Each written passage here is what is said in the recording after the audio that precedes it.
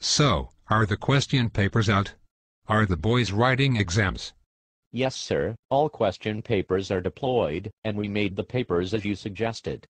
This time no mistakes. We'll have maximum failure rates. Assured. That's very good. You remember our target, right? $3 million. We have to hit that. Yes, sir, but what after this? We haven't made much collection till now. How to do evaluation? We have to bring paradigm-shifted evaluation procedure. Students have become smarter. They attend 6 to 8 questions these days, and they are able to answer out-of-syllabus questions too. But we are VTU. Remember that. We have to be smarter than students. 1 week before evaluation begins, train all our evaluators with regard to eye for detail and finding mistakes.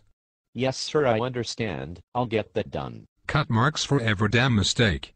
If he has made a spelling mistake, cut the marks. If the units are missing, cut the marks. If an equal mark, an arrow mark, a line, a header, or anything is missing, just cut it out. We need brave men as evaluators. Student might be your friend, your own son. But you should show no mercy when you cut the bitch out of marks. But sir, many of the students write the answers that are given as it is in key answers papers. What to do then? Mr. Rajesh, there was no key answer paper ever. It was just to convince the students. Most of our evaluators are the very people whom we failed miserably few years back. The cycle has to continue, Professor. This is nature's law. You can't defy it.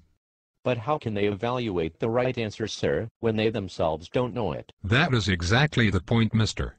We don't want our evaluators to evaluate right answers. We want them to find wrong ones. And that, they're very good at, because they can very well identify their kind of answers. Grow up, mister. Revolution in education is coming. When IPL can make billions, why not us? What other tips are there for evaluation, sir? Give evaluators a lot of coffee and tea even if they don't want.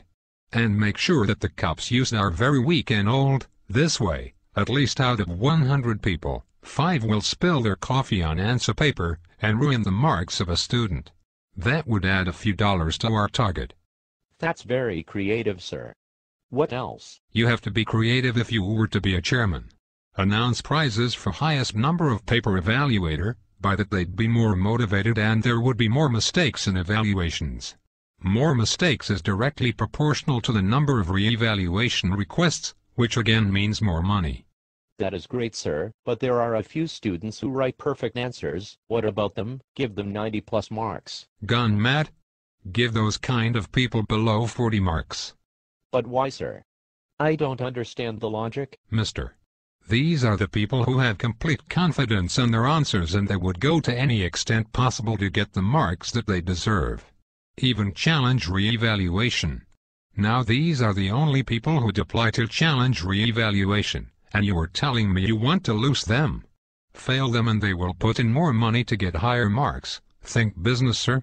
But during challenge evaluation, these evaluators can't face those smart students, right, sir? Precisely. That is the reason we have a group of elite lecturers who are smart enough to beat any candidate at conversation, and make sure that the challenge evaluation fails. This time, we need more challenge re-evaluations. Keep that in mind, Rajesh. Yes, sir. I'd have it in mind.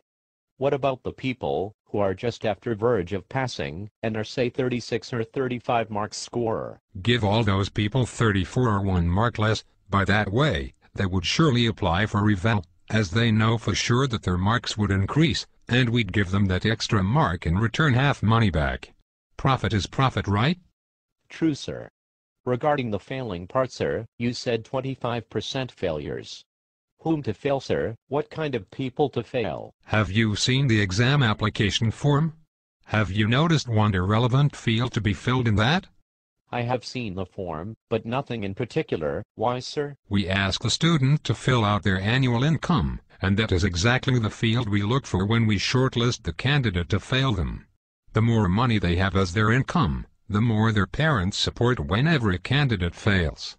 Don't fail those people who don't have money in their account, and even if they get less marks, give them 35 and get them out of system.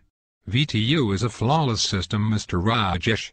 It has been one of the most counted upon and trusted upon income source for a government since years. We can't let them down. I get it, sir. And that is why probably you make the re-exams even more difficult, so that they keep on applying every time and we can collect $100 every time for every subject. Brilliant, sir. You're right. Did you leak the question paper as I asked you to do? Have the students believed it?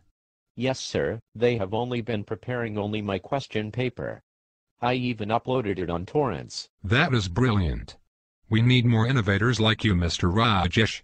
We'll soon be changing the syllabus too, because we've seen that many old students are increasingly clearing the backlogs. And we have to stop it in some way. So, we would be changing the syllabus so they have to study the new ones too. So this is it? Nothing more on students' rights, sir? This is it? Mr. Rajesh, we've just begun.